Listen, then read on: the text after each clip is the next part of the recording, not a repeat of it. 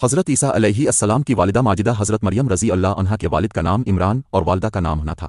जब हज़रत मरियम रज़ी अल्लाह अन्हा अपनी वालिदा के शिकम में थीं तो इस वक्त उनकी वालिदा ने ये मिन्नत मानी कि जो बच्चा पैदा होगा इसे बैत अल-मक़दस की खिदमत के लिए वक्फ कर दूंगी। चुनांचे जब हज़रत मरियम रज़ी अल्लाह अन्हा पैदा हुईं तो हज़रत हना ने अपनी बेटी को कपड़े में लपेटा और बैत अल-मक़दस ले गईं, जहाँ 4000 खादिम मुकीम थे। उनके सरदार 27 थे और उनके अमीर हज़रत ज़िक्रिया अलैहिस्सलाम थे, जो हज़रत मरियम रज़ी अल्लाह अन्हा के खालू भी थे। चूँकि हज़रत मरियम के वालिद हज़रत इमरान बनी इसराइल के इमाम थे, इसलिए उन 70 अफराद में से हर एक हज़रत मरियम रज़ी अल्लाह अन्हा की कफ़ालत का शर्फ हासिल करना चाहता था। हर शख्स चाहता था कि उसे उनकी खिदमत का एजाज़ हासिल हो। हज़रत ज़िक्रिया अलैहिस्सलाम ने फरमाया कि मैं इस शर्फ का ज़्यादा मुस्तहिक हूँ क्योंकि हज़रत मरियम की खाला मेरे निकाह में है। इस पर यरूशलेम के यहूदी उलमा, जो उन खुद्दाम के सरदार थे, बोले कि अगर रिश्तेदारी की बुनियाद पर यह हक दिया जाए तो ये हज़रत हना को मिलना चाहिए।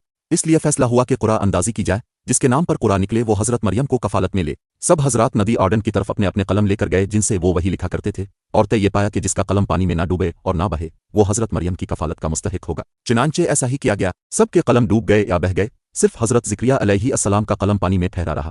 इसलिए हज़रत मरियम रज़ी अल्लाह अन्हा की परवरिश उनके सुपुर्द की गई। बाज़ रवायात में है कि 3 बार कुरान अंदाज़ी की गई और हर बार यही नतीजा निकला। चुनांचे हज़रत ज़िक्रिया अलैहिस्सलाम ने हज़रत मरियम रज़ी अल्लाह अन्हा को अपनी कफ़ालत और परवरिश में ले लिया। बैत अल-मक़दस की बालाई मंजिल में तमाम मनाजिल से अलग एक महराब बनाई गई और हज़रत मरियम रज़ी अल्लाह अन्हा को इस महराब में ठहराया गया। इसका दरवाज़ा बैत अल-मक़दस के वस्त में था, जहाँ सीढ़ियों के जरिए पहुँचा जाता था। हज़रत ज़िक्रिया अलैहिस्सलाम के सिवा वहाँ कोई नहीं जाता था।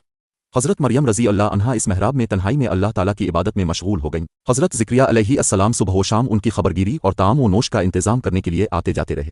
चंद ही दिनों में हज़रत मरियम की महराब में ये करामत ज़ाहिर हुई कि हज़रत ज़िक्रिया जब भी महराब में आते तो वहाँ गर्मियों के फल सर्दियों में और सर्दियों के फल गर्मियों में पाते। हज़रत ज़िक्रिया अलैहिस्सलाम हैरान होकर पूछते, ए मरियम, ये फल कहाँ से आते हैं? तो हज़रत मरियम रज़ी अल्लाह अन्हा जवाब देती, ये फल अल्लाह ताला की तरफ से हैं और अल्लाह जिसे चाहता है बेहिसाब रिज़्क़ अता फरमाता है। हज़रत ज़िक्रिया अलैहिस्सलाम को अल्लाह ताला ने नबूवत के शर्फ से नवाजा था, लेकिन उनके यहाँ कोई औलाद न थी और वो बहुत ज़ईफ़ हो चुके थे। बरसों से इनके दिल में फ़र्जंद की ख्वाहिश मौज़न थी और कई बार उन्होंने गिड़गिड़ाकर अल्लाह से बेटे के लिए दुआ की थी, मगर अल्लाह ताला की शान बेनियाज़ी के अभी तक उनको कोई औलाद नहीं मिली। जब उन्होंने हज़रत मरियम की महराब में ये करामत देखी कि बेमौसम के फल आ रहे हैं तो उनके दिल में यह ख्याल पैदा हुआ कि मेरी उम्र इतनी बढ़ चुकी है कि औलाद का मौसम गुजर चुका है, लेकिन वो अल्लाह जो हज़रत मरियम की महराब में बेमौसम के फल अता फरमाता है वो इस पर भी कादिर है कि मुझे भी बेमौसम औलाद अता फरमा दे।